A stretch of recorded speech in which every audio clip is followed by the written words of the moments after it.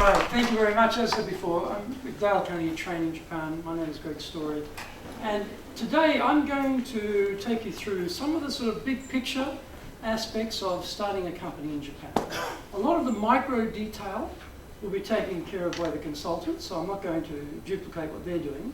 I'm going to talk probably more conceptually about how to make sure the business you begin is a success. Just before that, I'll just talk a little bit about my own company, Dale Carnegie. The icon of our business is Dale Carnegie himself, and that book on the left there, How to Win Friends and Influence People, was published in 1928, became a global smash hit, awesome bestseller, and even today always finishes in the top 10 business non-fiction books in any survey. So it's one of those timeless, universal pieces of advice. I don't get any sales revenue from the book. That goes straight to his daughters, Dale Carnegie's daughters. But if you haven't read the book and you're going to be in business and you're going to be dealing with people, this is not a bad thing to read. It's available in many languages to give you an idea of how to be more successful with people. And they came out with an updated version, the digital version, a few years ago as well. In Japanese, it's different versions there. Hitobukasu, Michiwa Hirakeru have sold more than 9 million copies, which tells you that it's extremely popular in this country as well. So it's got that universal appeal. Now we train the Fortune 500 companies in America, and we train 90% of those companies. As you can imagine, they are very powerful, very wealthy, very demanding clients. And to be in that group to train them means that what we're doing is providing a lot of value. And in the Japanese companies who are actually part of the Fortune 500 list operating here, basically we train half of them here in Japan as well, in addition to all the other companies we train. We train in 97 countries around the world, so that means what we're doing is being tested every single minute of the day somewhere in the world. So we've got our university in the States, and then we're feeding into the curriculum, we're updating the curriculum. So even though we're a 104-year-old company, and even though we've been in Japan for 53 years, we're constantly refreshing the curriculum, constantly refining what we're doing. So our Kaizen period is very, very long at 104 years and 53 years in Japan. We teach in more than 30 languages all around the world. So I asked headquarters in New York, I said, could you give me, please, last 5 years, the average satisfaction rate for our training? That means all courses, all seminars, all instructors, the whole works. Put in a big bag, shake it up, tell me what's the satisfaction rate. Came back at this number, 97.7%. So sometimes for Japanese buyers, they look at something that's from a foreign country and they say, well, you know, that's not going to work in Japan, it won't be suitable for Japan, Japan is different. So these types of statistics for someone like us are very helpful to take the risk factor out for Japanese buyers. And that's why I use that number to say, well, you know, we've been going 53 years, you look at the last 5 years, that's the satisfaction rate. So the person who's buying the service on behalf of their company can take some relief that they're not making a risky decision, basically. Now this actually is originally my entire presentation. I was just going to use this one chart. But the organizer said to me, no, you have to have more than one slide. So I said, okay, I'll make a few more. But everything we need to do in business is on this one slide, and it's in your pack there. It might be a little bit easier to read on the sheet in front of you than this screen, because it's a little bit light the way they've done it. But this is actually all you need to think about in running a company. And it goes through everything. It starts with the value proposition. Why should someone buy your product or service? What is it about it that's appealing? And then, you know, how are you going to form the relationship with the customer? How are you going to create that relationship? Who is that customer? What is going to be the source of revenue for the company? How will that arrive? What are the channels through which you're going to distribute your product or service? Then we go across here, what are the resources you're going to need? What are the main costs you're going to incur? We go back up here, who are going to be some likely key partners you're going to work with? They could be distribution partners, they could be suppliers for you. And then finally, what are the key things you should be doing to make this business work? So it's a very simple diagram at one level, but it's a very comprehensive diagram at another. And this comes from a thing called the business canvas model. If you Google that or search for that, you'll find a lot of information on the business canvas. it's very, in one sense, it's very simple, but it's a tremendously comprehensive look at a business. So often we have a passion about a part of the business, might be the sales part. I really love sales and I'm a great salesperson, but we might have some elements around controlling costs, or we might have some thoughts about, partners, or we may not have thought about partners. We may not have thought about our value proposition. This forces us at one glance to see the whole company that we're going to have to create and make sure that each element is working in its entirety. And we're going to jump in now and start getting into the component pieces of that diagram. I'm going to really put up a lot of questions for you, which you can ask yourself when you're starting your own company to make sure that you've actually got a business that is going to work, because it doesn't matter if you get the registration, legal sorted out for the company, and you do all that nitty-gritty. If the fundamental way you approach the business is not going to be successful, then you'll be facing losses and you'll be out of business very quickly. So this, as I say, is a very good visual to think, okay, there are many aspects to a business that are all on this one page. Right? So you won't be able to read this easily here, but on your sheets of paper you can read it. It just takes those different areas and then it drills down and it asks specific questions about each of those key areas. And this is a type of prompt. I'll go in more detail in a moment on the screen, but this is a type of prompt which is good for you to look at a potential business and say, well, what about this? What about that? So this is part of the resources I'll leave with you. This is a bit more simple version of that. For example, the value proposition, it says here, start in the middle. What do you do? What is the value you provide? Then how do you interact with your key customers? Who do you help? Who are your customers? How will you reach them? That's your distribution channel. How much will you make? What's the revenue stream going to look like? What will it cost? There's a cost structure. What do you need? What type of resources do you need? And who will help you and how will you do it? So that is very simplistic questions, are very thorough at one level. And these are the things we need to plan in detail before we really get into starting the business. No point spending money and time and registering the business if you haven't really been through this process first in detail, work up your business plan, and then consider all of the aspects of the business that you'll need to account for. So we start with the value proposition. And this is the key point, I think. What is your customer problem? Or what is your client problem? Are you clear about that? Have you surveyed that? Have you investigated that? Is there clarity around that? If you haven't got clarity around that, it's going to be very hard to make your business successful. And what do they need? Now, customers' wants and customers' needs can be different. I think probably everybody in this room has probably got a mobile phone. We didn't want one of these. We didn't all put our hand up and say, well, I need a phone that can play music, can interconnect with my email providers, that can go online and get me on the internet, that can tell me the weather, that can tell me a whole bunch. We didn't say, I want that. But we found, actually, after we got it, that we needed it. And now, for most of us, we live with the thing 24 hours a day. So this is a good example of need and want. So there may actually be a case where your customer may need something, but they haven't discovered yet that they want it. And that's probably not a bad position to be in, because there are probably very few competitors for you. And then, what's the value? What's the value to the customer? What problem are you solving? Are you solving a quality problem? Are you solving a volume problem? Are you solving a revenue problem? Are you solving a cost problem? Which one of these problems are you going to solve for that client? And then, what is the product service range by segment? Now, it could be, in our case, we're a training company. So I've met most of you in the room, and we probably cover every industry that's going. If it's got people, then you need training. People business, doesn't matter what it is. If it's robots, we can't help. But if it's people, we can help. But you might be in a particular segment of an industry, or a subsector, or it may be around a product. Well, what is it that you're going to isolate out? What niche are you going to go for? In our case, we've discovered that basically companies from the size of 30 people to 500 is a bit of a sweet spot for us. Because below that, there isn't enough volume, and above that, they tend to invest themselves and have their own internal training. So we've located, okay, doesn't mean we don't have big companies, we do, but there's a bit of a sweet spot that's easier for us to isolate out. So what's the sweet spot for you when you're thinking about your customer value proposition?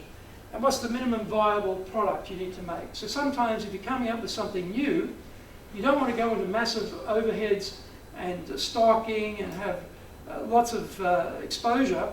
You might want to get at a minimum product and then see the reaction to it and test. So you're not committing all yourself and discovering you've got everything stored in your apartment and nowhere to sell it because no one wants to buy it. So these things you think about. And the solution differentiation. Now, if the customer's got a problem, you may not be the first person to think about that. There may be lots of people who are thinking about the customer problem, and they may have solutions already. So why would we need your solution? What do we need about what you're doing? So these are the sorts of things when you're looking at yourself, okay, what will make my company's solution sufficiently attractive and differentiated enough for a buyer to consume my services or my product? So that's the value proposition. We start with that. Then we go to the customer. So who is your ideal customer? And I put the word avatar there. This is an imaginary sort of representative customer. And I suggest if you have the chance, sit down and create a little story about the customer. What age bracket are they? Gender? Where do they live? What sort of work do they do? What's their lifestyle like? What passions do they have? Have that imaginary customer in as much depth as you can possibly think of. And so when you create a solution, you have that mental image of that particular buyer in your mind. I do a lot of writing for the American Chamber Journal. I write for the British Chamber Journal. I do podcasts. I do a lot of things. I'm writing all the time on business issues. Whenever I'm writing, I have in my mind my readership, the person I'm writing for. I'm writing for that foreigner who's in Japan running a company who's trying to learn about Japan. That's my very micro niche when I write. So I've identified my avatar and I write to that. Well, the same thing, you need to identify your ideal customer. And in our business, in the training business, we have our ideal customer. We know what that looks like. So when we see it, we get very excited. And when we don't see it, we get very disappointed.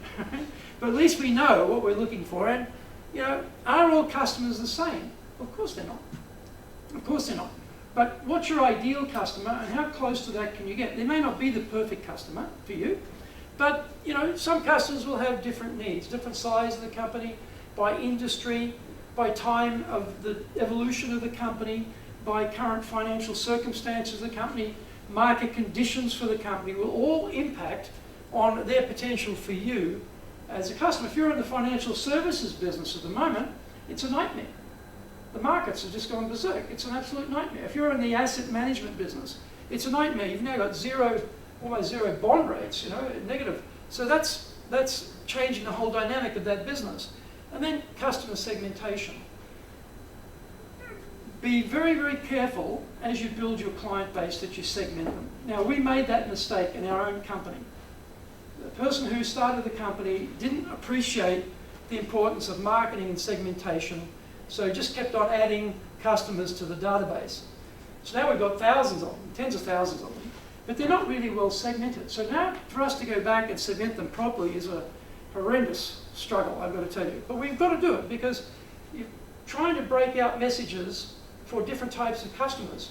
You're sending out the same message to everybody, that's okay, but if you can take it to the next level and have a very tailored, specific message that will appeal to that particular group, that's much, much better. But it's better to do it at the beginning. So when you think about starting a company, well, what are the customer segments that I would want to appeal to? So for example, if I use my own company, a lot of people are IT professionals. I would like to be able to send an IT professional-oriented newsletter to that group. Others are in the finance business. I'd like the same newsletter to be rewritten slightly for that group. Some people in retail, I'd like to have a retail version for that group. Some people in manufacturing, I'd like to have a version for manufacturing.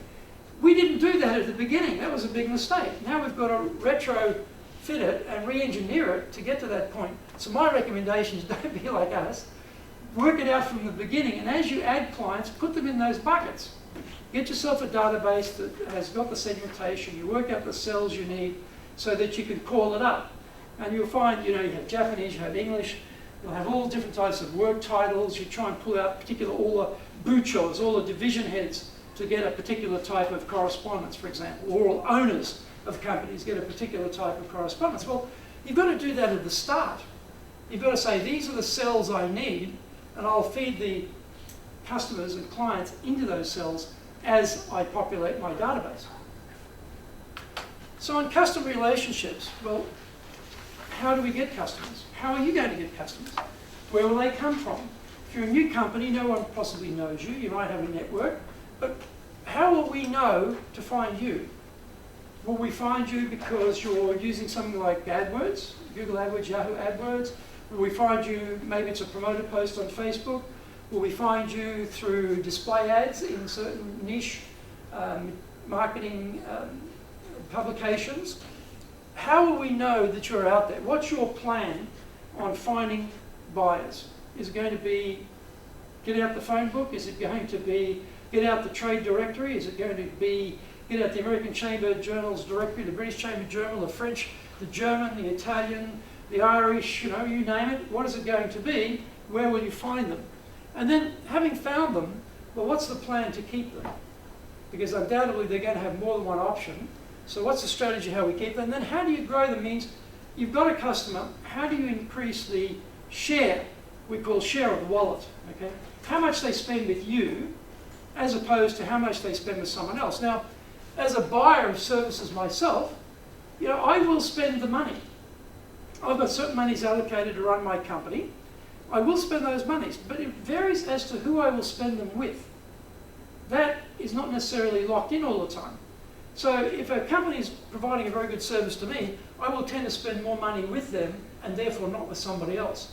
It's the same amount of money, it just can move around. It's very hard to actually increase the amount you're going to spend, but you can certainly allocate it differently. What we're hoping is, okay, how will we appeal to the customer, understanding the value they want, understanding what the ideal customer looks like, so that we can get more share of their wallet than our competitors. And hunting versus farming. Now, farming is ideal in many ways. Subscription businesses, if you have a newspaper or a magazine subscription, that's farming. You sign up and you get that product or service right through the year. Right through the year. And so that's good. Clients there, it just turns over. That's an ideal business if you can be in it. But the other one, like us as a training business, we tend to be doing a lot of hunting. Because in our business, we'll consume the training. We train you, and then you're trained. And then we have to go and find somebody else to train. And maybe a year or 2 years later, we'll come back and maybe we'll do a bit more, or maybe we won't. So ideally, I'd like to have a lot more farming in my business than I have now, because this makes life easier. That repetitious turnover is great, but we have to do a lot of hunting. So what about you? Are you going to be able to farm the business? Is it an online business where you can have an established clientele? I listen to a number of podcasts. There's one particular company. This guy has got, I think it's getting close to 1,000 people pay him. He's an Aussie like me. You pay him about 80 bucks, 80 Aussie a month, right, to subscribe. 80 a month to subscribe to his service. Give 1,000 people. Think about those numbers. Just do the maths in your head very quickly there. That's a reasonable sum of money, isn't it? Right? That's all farming, His hunting is through his podcasts and through his online activities. So what is your methodology of finding customers going to be? And will you have some existing relationships? You're buying a business. What I've bought is a franchise business, existing business, developing a franchise for Japan. It was an existing business, so certain clients came with it. Or is yours a completely new business from scratch, and you're going out there and having to find completely new customers from zero? And what's the cost of acquiring a customer? For example, I said before, Google AdWords, Yahoo AdWords, Facebook, display ads, trade shows. There are numbers of activities. All of these things have a cost. And so we look at the cost of the acquisition. So if I do a trade show, for example, and I get, say I spend a million yen, right, and I only get 10 customers out of that, the acquisition cost is 100,000 yen per customer. That's expensive. right? And so if I got a lot more, that price comes down. So sometimes you will have that acquisition cost at the beginning, and it may not be financially viable, but you've got to start somewhere. So you may be actually paying to buy customers at the beginning and then try and drive your acquisition costs down as you go forward. And what's the lifetime value of a customer? They're related. If that customer, particularly it's a farming situation where they're repeating every year, the initial cost then becomes amortized over a much longer period. So the lifetime value of that customer can be very high. And think about some of the things you do now where you have a particular product that you like. You might be a wine, like me, you might like wine. I like wine, I like certain cheeses, you know, I consume these fairly, regularly. So over the lifetime that I spend buying wine, I'm a reasonably big customer. If you think of it that way, right? My son goes to a private school, boys' school here. He's going to be there for, 6 years. It's not cheap. So I am, from the school's point of view, not that they treat you like that, by the way, from the school's point of view, I'm worth a lot of dough over the lifetime value that he will be at that school, right? So then, again, you think about your customer base in different ways, right? I'll keep going. Now we move on to channels. So I said before, is this going to be online, offline, or a combination of both? We do training in a room like this. We also deliver training online as well. We have both aspects of that. What will your business be? Will it be totally virtual? Will it have a mixture of a shop, or will it have an office? Or what will you do? How will you run the business? What do you think about there? And how will you get to those customers? How will you reach them? Will you be doing it by internet? Will you be doing it by email? Will you be doing it physical goods have to be shipped to them? How will you work the business? Will it be like us as a training company? We're just across the road, by the way. So we've got our high performance centre just across the road. We've got 2 big training areas there. So people come there, we have trainers come there, and that's how we reach. That's how we deliver the service to the client. So that has a certain requirement, needs trainers, needs space. You see, it needs a number of things, associated costs with that to reach those service delivery.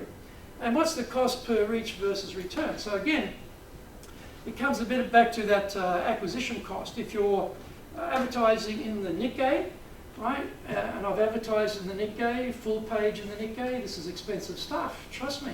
Even, a third of a page or a quarter of a page in Nikkei, this is very expensive money. Not for this company, sadly, but for previous companies I've run. So, there are things we've got to look at in terms of how will we do it, and then calculate back what is the likely cost that's going to be, and then what can we expect from the revenue side to justify spending that sort of money. I spend a certain amount every month on AdWords, and recently I started doing Facebook. Now Facebook drives you crazy, I've got to tell you, because it's very limited in what you can do, but the costs are there. If you want to double the number of people, then you're doubling the cost for the output. So we recently had, you might remember, a very famous incident, Miss Universe. They miscued the winner, and the poor lady from Venezuela, after having had the crown plonked on her head and everyone cheering, was told, you aren't the winner, it's actually Miss Philippines. Well, Miss Philippines is a Dale Carnegie graduate.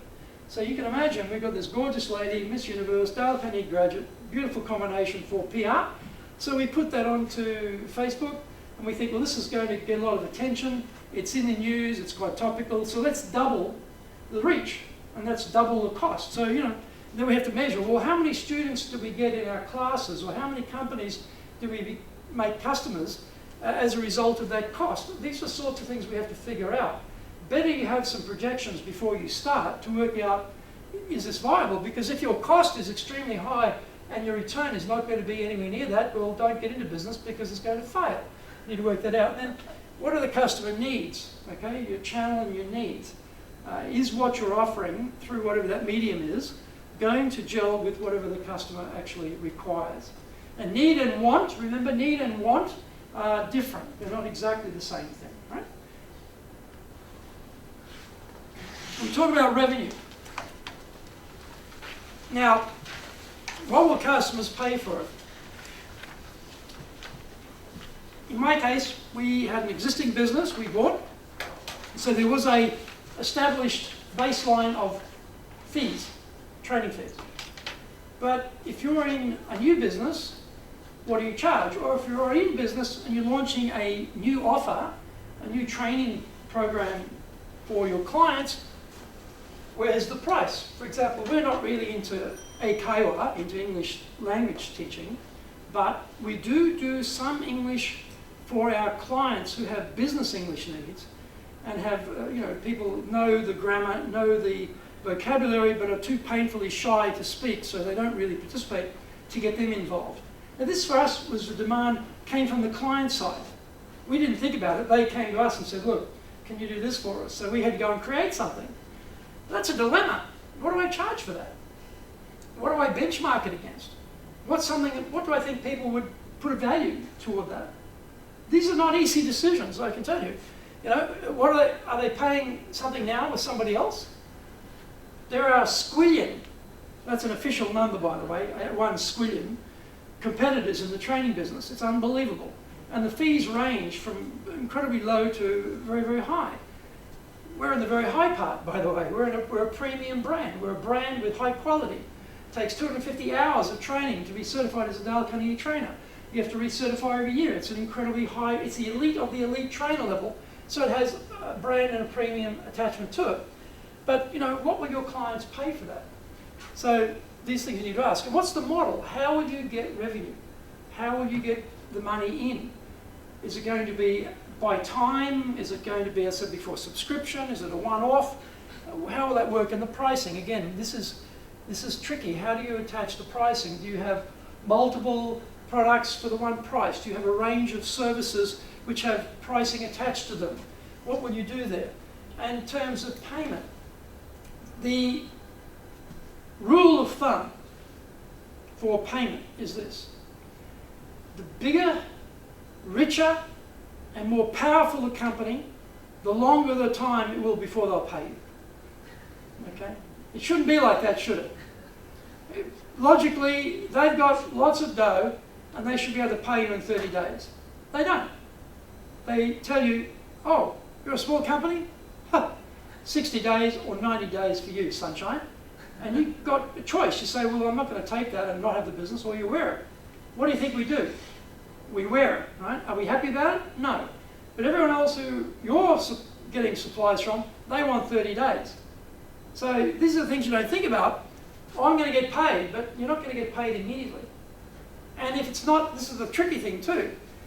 It's not even, not even fair. They say, oh yeah, we pay on the, we'll pay you in that next month. And then you don't get your invoice in before the 12th or the 13th of the month. And the accounting department says, oh, look at that, you missed the deadline, you'll get paid at the end of the following month. Right? So then it extends even further. Right? So you might think I'll get paid this month, but actually it's going to be 45 days. These are the things that can really make cash flow a nightmare. And then, do you have a profit diagnostic tool? Can you actually calibrate all the costs against the profit? In our case, we can tell you down to the paperclip what running a course will cost. Down to the paperclip. It's calculated to that level. It's all spreadsheet, punch in the numbers. That class, that size is going to bring this much profit. You need to have something like that too. You need to build that early, because this will help you trying to work out your revenue status. And costs. So what are the key costs you're going to find? And you'll find probably your most expensive resources will usually be people. Might be some technology involved, but they're normally, if I look at my P&L every month, where's all the dough go? People. A big chunk of it goes in royalty to Dale Carnegie. A big chunk of it goes to Moribiru, because we're in Moribiru. And a big chunk of it goes to my trainers. And a big chunk of it goes to my staff. Right? And so that's my key costs are tied up right there. It's not computers, it's not projectors, it's not that type of thing. It tends to be more in the people component. Although in your business it may be technology, it may be a machine, it may be programmers working to create software or apps or whatever it might be. But that's sort of a people cost anyway, isn't it?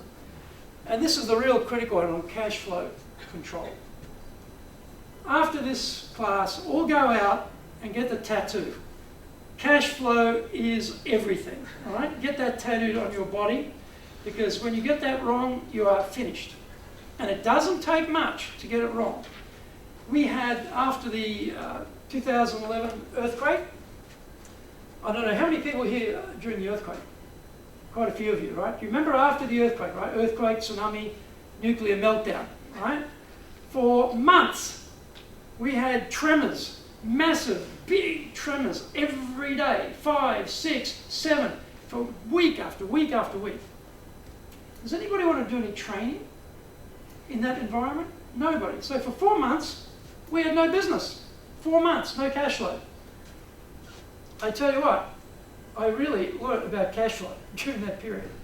And this is the problem. You can have a downturn or a delayed payment, or people return the goods and won't pay it, or they want to dispute with you in court.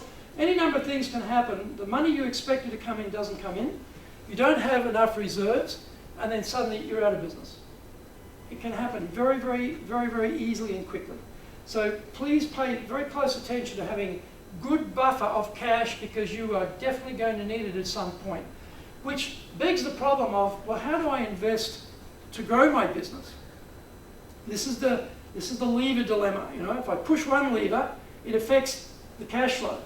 I preserve the cash flow, but now I can't grow my business because I can't get the people in to invest or the equipment in to invest. So that balancing act between investment and cash is a dilemma.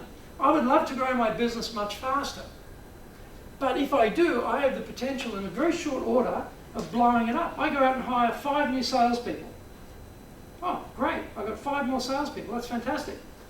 It takes about a year for salespeople in my business to become functional, a year. So the money's going out like a flood, and it's coming in like a trickle. And then I have a problem in the economy. We're finished. It's that quick, it's that easy. So this is something you really, get the tattoo, trust me. You want to remember one thing, it's that. So you've got your fixed and variable costs. So, you know, whether you're running classes or not running classes after the earthquake, you're still paying Muri Biru their rent. You know, you're still paying for the electricity. Whatever it is that's going, your staff costs. Staff still want to get paid. Funnily enough, you'd probably want to get paid too, right? So that fixed and variable cost, get that balance right. Try and have your fixed cost as low as possible, somewhere around about 30. If you get down to 30%, 35%, that's pretty good for most businesses. 30-35% is pretty good. You start getting it, you might start up, it might be 60%. You start working it down. As you grow the revenues, the balance switches, and then those fixed costs become a small proportion of the overall revenue. That will work, but you may find it's very high at the beginning, and try and get that down, drive it down. Then the cost of funding. Well, fortunately, we've now gone to negative interest rates in Japan. So theoretically, our cost of funding, if we're borrowing from banks, if we're able to borrow from banks, should come down. Now, I've got banks contacting me all the time, begging me to take money. Please take a loan. Please take a loan. And I'm trying to say, nope, don't want to do that if I can avoid it. But sometimes you've got no choice. If you're getting to a cash flow area, there's been a downturn in the economy, you may need to bridge finance for a certain period of time before you can pay it off. Now, the interest rates are extremely low. So your actual cost of money is extremely cheap in Japan. That's one of the benefits of being here. I said before, I'm Australian, the cost of doing business there from terms of cost of funding is much higher, much, much higher. So we're, in one way, in an advantageous position in Japan regarding the cost of funding. And the resources, so, you know, what's the value proposition of the key? It's your people. It could be your distribution channels. You've got a relationship with someone who's on selling your product for you. They're getting your product into their stores, into their outlets, or you might be an affiliate on an online situation. Someone might have produced something and you're an affiliate. You sell their product on behalf of them and get a royalty, get a fee for that. What's the customer relationship you're going to have? Is it going to be direct? Is it going to be indirect? Through wholesalers?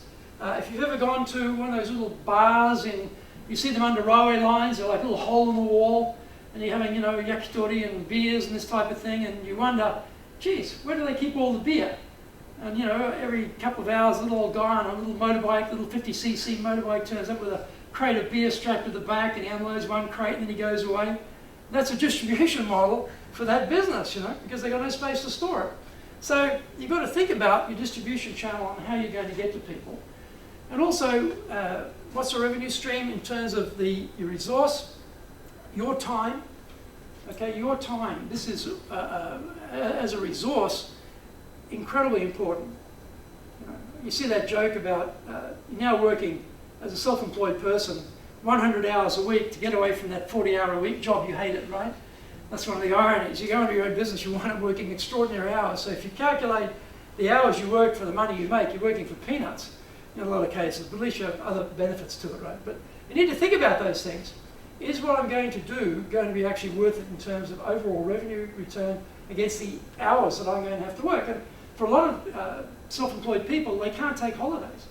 They cannot go because they don't have the staff who can step up, or they worry about the business, or they can't relax. They're trapped by their job, or you buy a job. Often people buy franchises. It's a way of buying a job. They can't get a job, so they buy a job. You know? There's a different driver there for being in business.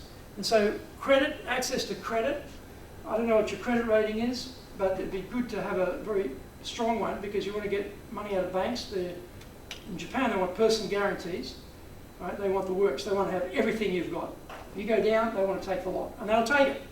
They'll take everything. So Japan, in that sense, doesn't have the sort of liability limitations we have in other countries. Here, they get the works. So you'll hear about that, I'm sure, in more detail from the specialists who talk to you about that. And also the brand. Our brand, Dale Carnegie, it's a well-known brand name around the world, 104-year-old company. I paid a lot of money to buy this franchise for that brand. That's what I was buying. But that helps me when I turn up and I give my card, it's got credibility. People recognize it for the most part. So there's a resource there that's very valuable for me in business. What's the resource going to be? You may not have a brand. You may have to establish the brand. Well, what's the brand going to represent? You know, how will you strengthen that brand? How will you promulgate that brand? What will you do about that? And then we've got sort of key activities. Now, time is all we've got. How we use our time determines everything.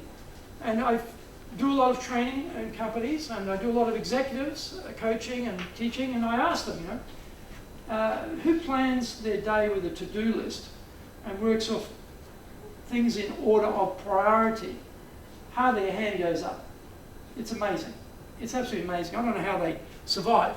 But you're going to have to be extremely time efficient. You're going to have things have got to be done in a certain prioritized order, and you've got to be disciplined and religious about hitting them in that order to get everything done, because the things you have to do are so immense. The time consumed is so great that you've got to get as much efficiency out of that, or you'll blow yourself up. You're making decisions when you're tired. You're not really sharp about doing brainstorming because you're just worn out all the time. It's not a good way to run your business. You know, we say you've got to work harder on your business, you know, than just, I should say, work harder on yourself than on your business. So that is really a time allocation. Work harder on yourself, improving yourself, than on your business, because the business will just suck the time up. So what about the sales activity? Are you a salesperson? Do you have sales training? Will you have people who are salespeople? Will you hire them? How will you know if they're any good? How will you test them when you're hiring them? What can you look at to ascertain if they're going to be any good to you or not? What is your marketing capability? What do you know about marketing? Will you be able to hire people who know about marketing? Delivery. What's the delivery component? As I said before, for our trainers to be able to deliver, they have to do a minimum 250 hours just to certify. So the delivery component for us is incredibly important because the content can become a commodity. But the delivery is not a commodity, it's a very powerful element in our brand. So as an activity, that's extremely important what we do there. And leadership, what's your leadership capacity? Now, Dale Carnegie should be like a 1,000-person company in Japan. We've been here 53 years. But interestingly enough, Mr. Mochizuki, who started the business here in Japan in 1963, he didn't want to have a big organization. You know, he and Fumi, the wife, started the company together, and they grew to a certain size, and they were very successful. And he was happy with that. He didn't want to have leadership aspirations to run a big organization.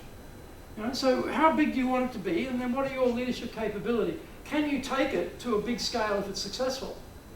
Now, one of the reasons Steve Jobs lost his job with Apple was because he was okay at a certain size of the business.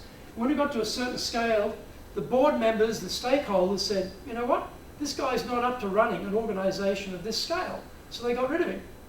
Then he went away and he did other things. He grew up a bit in business and came back and was more successful. But at that time, he couldn't be successful because his limitations of leadership were holding him down. We're all like that. You know, there's a thing called the Peter Principle. You might remember the Peter Principle from the 60s, where you've got, you rise to the height of your incompetence. Right? We rise to the height of our incompetence. We get to a certain point, we run out of competence. That's where we stop. Or we get more confidence and competence to go higher. So strategy too. How well have you strategized what you're doing? How good are you in strategy? How thorough? What do you know about strategy? What is your strategy? Is it written down? Can you show us your business plan? Does it have a long-term aspiration there about where you're going to take the business? And then partners. Who are those key partners? Who are people supplying you with services or goods? You know, who are they? What's the leverage?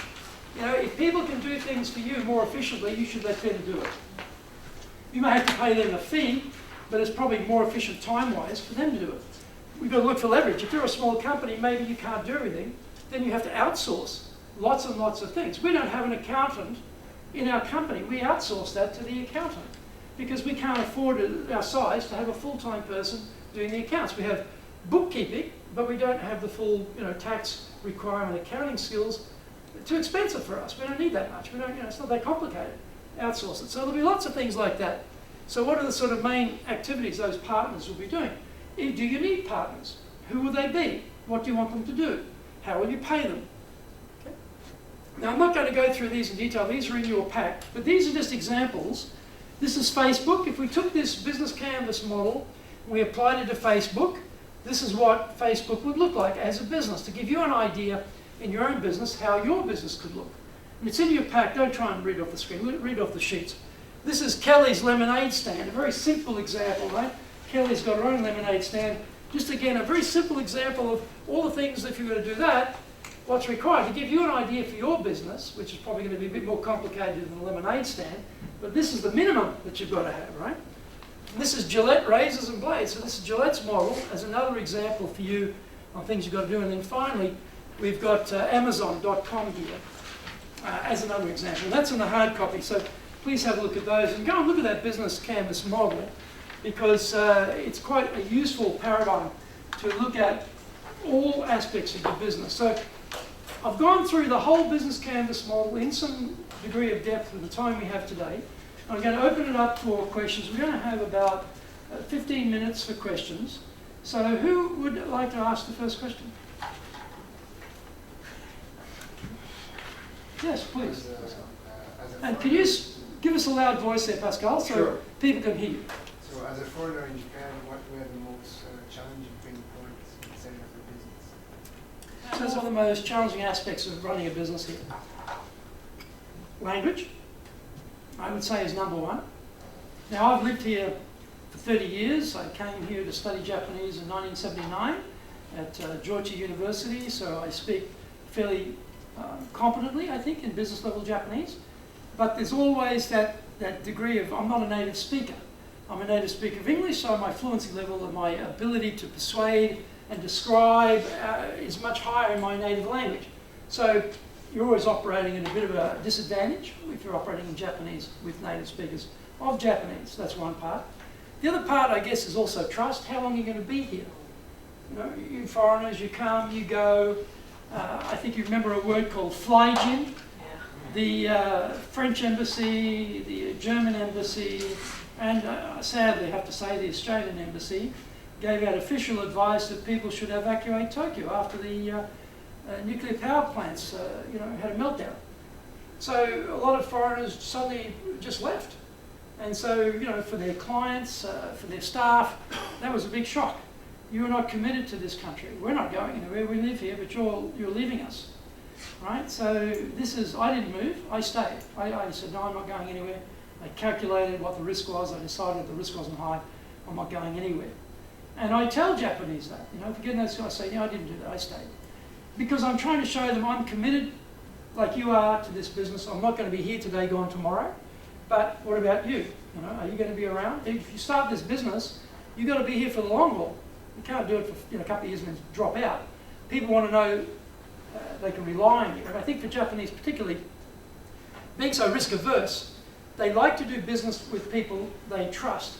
And once they start business with you, the trust is established. They'd rather go for the devil they know than the devil they don't know, as that old English expression goes. So they'd rather go with somebody they've been dealing with they know at a known quantity than take a risk on the new. Now often we're the new. And we're the new competing with the Japanese supplier. And the Japanese supplier's great-grandfather took the buyer's great-grandfather out to, hostess bars and golf days, So it's a very long-established relationship, and you're trying to get in there with your price point. You're fighting against trust there. They're looking at your price point and saying, well, that's a better price point, but you might be out of business. And I've had this happen that in previous businesses I've been in, the competitors will spread a rumour in the market that your business is financially unstable and about to go down. It's not true, but they tell all your buyers that. And so your buyers get very, very paranoid and nervous. So, there are no rules. It's a street fight here. I mean, Japan's very decorous, and Japanese people are tremendously polite, and everything functions and it works. There's a lot of trust here. But in get the elbows out in business, a lot of Japanese competitors will play by very tough rules, and they will say things about your company which aren't true to take you out. Or they'll get a cartel. You're constantly reading about Japanese businesses being fined all around the world for creating cartels to control price. And I've had this happen. They will control the price by deciding in the cartel which one's going to take the hit. And so they'll drop their price way below your price, take a loss, kill you, and then the others agree that when the contracts come back, that company will get the contract to recompense them for the loss they took. This is the reality, right? So being under the radar is not a bad thing. Stay under the radar, because if you pop up, you might get whacked. That's also possible. So these are things to consider. Where's the next question?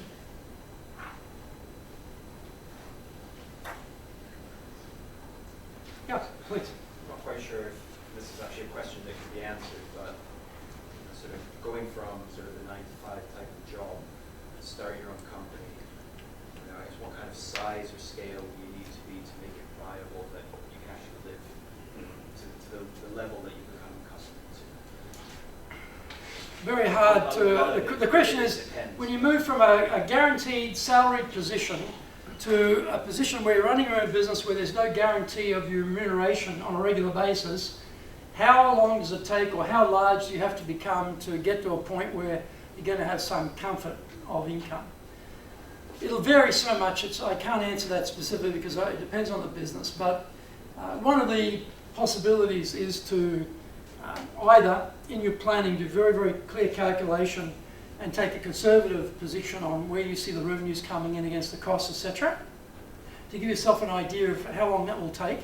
Another might be that in your current job, you might have some capacity, particularly if it's an online business, to start the business while you're still working and run the two in tandem until some point where it crosses over. It depends on what you're doing, but that might be an ideal thing. Or it might be someone who you can partner with, who can actually, goes into the business while you're still working. In our case, one of our partners came into the business to run it, and I stayed working for my company. I was running a very large bank here at the time, and I was getting very well paid, and so that had a guarantee of income, and then he was in the company. So, sometimes you're able to do it that way, and then at the right point, I was able to move into the company and work in the business. So there are perhaps some timings that you can use of when you get into it, or running things in parallel, or you buy an existing business so you actually can look at the numbers. You can see what the numbers are. You see, okay, here's the costs, here's the expenditure, here's the marketing, and you won't know everything. I mean, you won't know everything. There's always a sting in the tail, there's always a sting in the tail. You get that little blue Tiffany box, with the ribbon, and this is your new business you just bought, and you take the ribbon off and you open up the box and you discover, oh, some things missing in this box that I thought I'd bought. Trust me, that's a very common experience, right? When you actually buy it, you suddenly discover, oh, this isn't quite what I thought it would be. You won't know. But you've got to try and allow for that as much as you can. Here's the next question.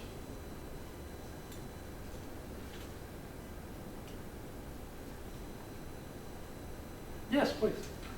Okay, Okay, I won't take this as legal advice or anything. So I'm a permanent resident in Japan. I'm going to open up my own business fine. I have a friend who doesn't have a visa in Japan, so I'm just curious if we open like a KK, I just invest, you know, 1 yen or something like that, so he can open up run his business. I don't think he's a great business person. I don't know how he's going to do, but for this individual, you know, he's kind of a good enough guy that I'd like to see him have that opportunity. Is that something I should do? I should just stay away. The question is, and I guess your question is around about permanent residency and non-permanent residency and the ability to run a company in Japan. And should you help your friend because you've got permanent residency and therefore some greater security of being able to stay in this country to assist him in his business. And he can start the business from 1 yen these days, which is great. I'm not a permanent resident of Japan. I've actually, my visa is under judgment at the moment over in Shinagawa with some mighty bureaucrat going through the documents deciding whether I can stay here for another 3 to 4 years or whatever it's going to be under an investor manager visa status that I have. And yet I'm running the company. So I think it's going to vary from person to person. That helping your friend to start a business because he doesn't have permanent residency is not a prerequisite for your friend to start a business. There is no legal requirement that he have permanent residency. As long as, it depends on the visa. If he goes to an investor manager visa, then that's probably not going to be an issue. If it's something else that is contradicting the activities he may undertake in Japan, that's a different issue. But presuming he doesn't have that problem, you do not need to do that. And that's not probably the, I would say, given what I've gone through, that would not be the turning point of my decision to join that company, because you will have liabilities once you join that company for the outcome, depending on your relationship within that business. So I think don't worry about the visa, that's his problem. I think we've come to time. There's a hint that we've come to time. Let me thank you very much for your attention today. I hope that was helpful. I'll be here for a little while. Thank you very much. Some of you may have had some incredibly diabolically cunning business plan in mind there, and you didn't want to share it with anybody else here in case they steal the business idea. And you might want to ask me individually or personally about any aspect of what I've talked about here today. I'll be here for a little while to take any questions if you have them, or some of you may be joining some of the consultants here after it. Thank you very much. Thank you. Thank you for your wonderful presentation. Oh, one thing I should mention too, sorry. That website, www.japan.balcony.com, English, Japanese, both, massive amounts of materials on there for free. White papers, guidebooks, videos. I think we're up to 349 videos now, right? Lots of information is, in business. It's not actually on starting a business, but the aspects in business, different aspects of being successful. It's all free. So if that's a resource for you, please make yourself able to use that and access it. And I hope it helps you. If you've got any questions, there's my email address. You want to come back to me later or in the future, I'm happy to help. So, sorry, thank you.